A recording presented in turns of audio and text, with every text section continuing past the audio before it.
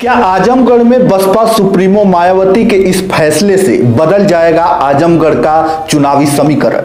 2022 के उपचुनाव में हार का बदला लेने के लिए सपा से धर्मेंद्र यादव को चुनावी मैदान में उतारने का सपा का फैसला क्या सही है, या सपा मुखिया अखिलेश यादव ने धर्मेंद्र यादव को एक बार फिर आजमगढ़ से चुनावी मैदान में उतारकर कोई गलती कर दी है? क्या गुड्डू जमाली के सपा में आ जाने से बदला है आजमगढ़ का चुनावी समीकरण? इन सारे सवालों के जवाब मिलेंगे आपको इसी वीडियो में, तो बने रहें इस वीडियो में अंत तक। लोकसभा 2024 चुनाव की तारीखों का ऐलान होते ही सियासी सरगर्मियां कुछ ज्यादा ही बढ़ी हुई हैं। तो वहीं उत्तर प्रदेश की सबसे हॉट सीट बनी आजमगढ़ लोकसभा सीट की चर्चाएं पूर्वांचल में चुनावी सरगर्मियां बढ़ा दी हैं। जब से आजमगढ़ सीट पर एक बार फिर भाजपा के दिनेश लाल यादव निरहुआ और समाजवादी पार्टी के धर्मेंद्र यादव आमने सामने आ गए हैं, तब से मानो आजमगढ़ की सियासत में भूचाल आ गया है। दरअसल 2022 में आजमगढ़ लोकसभा सीट पर हुए उपचुनाव तो आप लोगों को याद ही होंगे। उस उपचुनाव में भाजपा के दिनेश लाल यादव उर्फ निरहुआ को 3,12,000 से भी ज्यादा वोट मिले थे, और वहीं समाजवादी पार्टी से प्रत्याशी रहे धर्मेंद्र यादव को 3,04,000 से अधिक वोट मिले थे।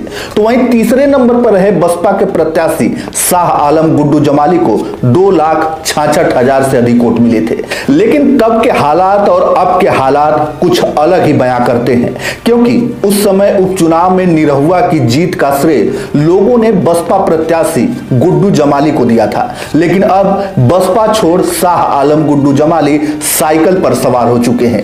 हाल ही में जमाली ने सपा की सदस्यता ग्रहण की और समाजवादी पार्टी ने उन्हें विधान परिषद का सदस्य बनने का मौका दिया। दरअसल आजमगढ़ सीट को समाजवादी पार्टी का गढ़ माना जाता रहा है। खुद स्वर्गीय मुलायम सिंह यादव इस सीट से सांसद रह चुके हैं और अखिलेश यादव ने भी इस सीट का नेतृत्व किया है। ऐसे में अखिलेश यादव के रहते हुए यहां सपा को मिली हार उनके लिए किसी बड़े झटके से कम नहीं था। सपा प्रमुख ने पिछले उपचुनाव में मिली हार का बदला लेने का मन पूरी तरीके से बना लिया है। उन्होंने धर्मेंद्र यादव को इस सीट से उम्मीदवार बनाकर साबित कर दिया है कि वह डरे नहीं हैं, बल्कि और मजबूती से खड़े हुए हैं। अगर आजमगढ़ लोकसभा सीट से धर्मेंद्र यादव को जीत मिलती है तो अखिलेश यादव का बदला पूरा हो जाएगा।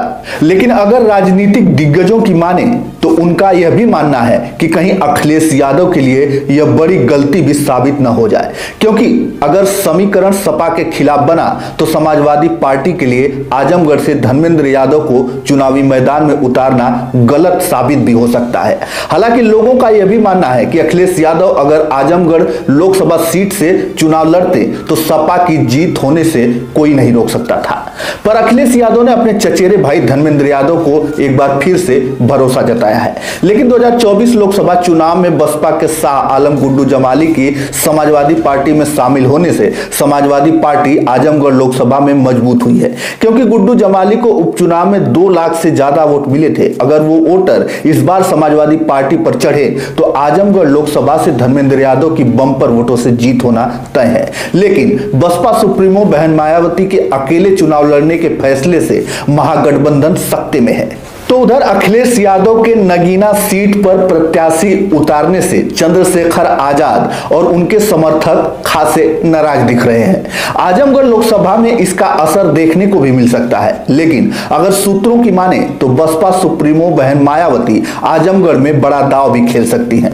दरअसल राजनीतिक जानकारों की माने तो उनका कहना है कि 1998 का लोकसभा चुनाव आजमगढ़ के लोगों को याद जरूर कर लेना चाहिए। कारण यह है कि इस चुनाव में न केवल बाहुबली रमाकांत यादव का किला ढहा था, बल्कि चुनाव के दौरान रमाकांत और अकबर अहमद डंपी के कई बार विवाद भी हुए थे।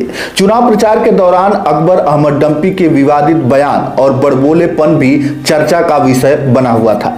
वर्ष 1985 में राजनीति में शुरुआत करने वाले रमाकांत यादव की तूती बोलती थी। रमाकांत यादव वर्ष 1985 से 1993 तक फूलपुर पवई विधानसभा से लगातार विधायक चुने गए थे।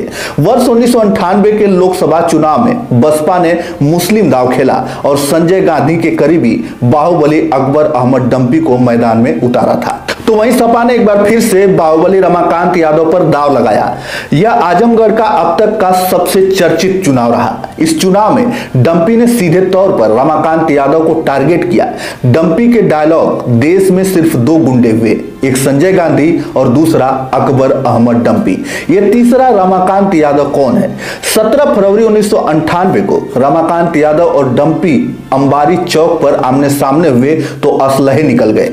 यह अलग बात है कि दोनों तरफ से सिर्फ हवाई फायरिंग की गई थी, लेकिन वह चुनाव अकबर अहमद डंपी ने जीत लिया था। वर्ष 2008 के उपचुनाव में रमाकांत यादव बीजेपी के टिकट पर मैदान में तो उतरे, लेकिन बसपा ने डंपी को मैदान में उतारा। इस चुनाव में डंपी ने फिर जीत हासिल की थी, लेकिन अब एक बार फिर अकबर अहमद डंपी की चर्चाएं आजमगढ़ में जोरों पर हैं। अगर इस बार बसपा सुप्रीमो मायावती अकबर अहमद डंपी पर दांव लगाती हैं तो एक बार फिर सपा की मुश्किलें बढ़ सकती हैं।